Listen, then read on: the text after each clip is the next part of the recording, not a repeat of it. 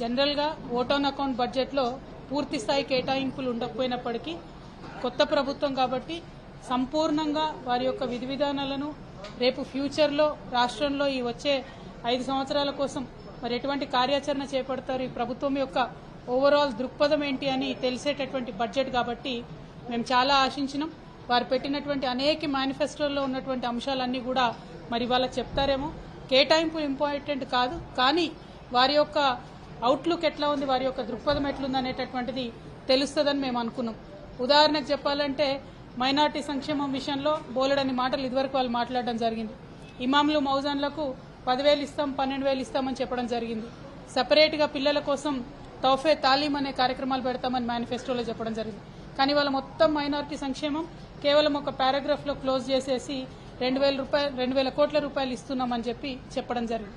అట్లా ఏదైనా కూడా మీదనే చెప్పిండ్రు తప్పితే సంపూర్ణంగా ఏదైతే ఎన్నికల ప్రచార సందర్భంగా మైక్రో లెవెల్ అంశాలు చెప్పిండ్రో వాటిని వేటిని కూడా బడ్జెట్ లో పెట్టకపోవడం అన్నది ఈ ప్రభుత్వానికి చిత్తశుద్ది లేదనేటటువంటి విషయాన్ని తెలియజేస్తా ఉన్నది.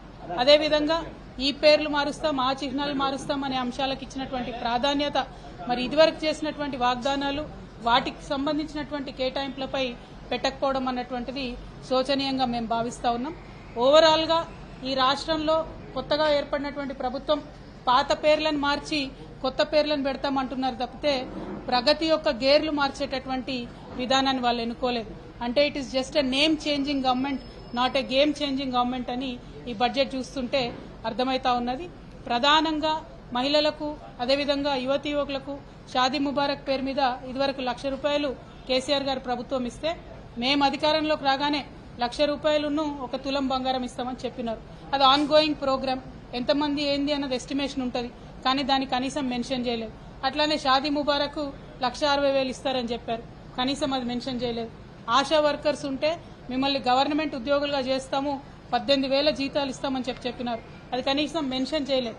కేటాయింపు చేయకపోయినా ఒక ప్రభుత్వం యొక్క కమిట్మెంట్ ను చిత్తశుద్దిని చెప్పేటటువంటి ఒక డాక్యుమెంట్ గా బడ్జెట్ ని చూస్తాం. కాబట్టి మరి ఆ యొక్క ఈ బడ్జెట్ డాక్యుమెంట్ లో ప్రభుత్వం యొక్క ఆ కమిట్మెంట్ లోపించిందని చెప్పి నేను భావిస్తా ఉన్నాను.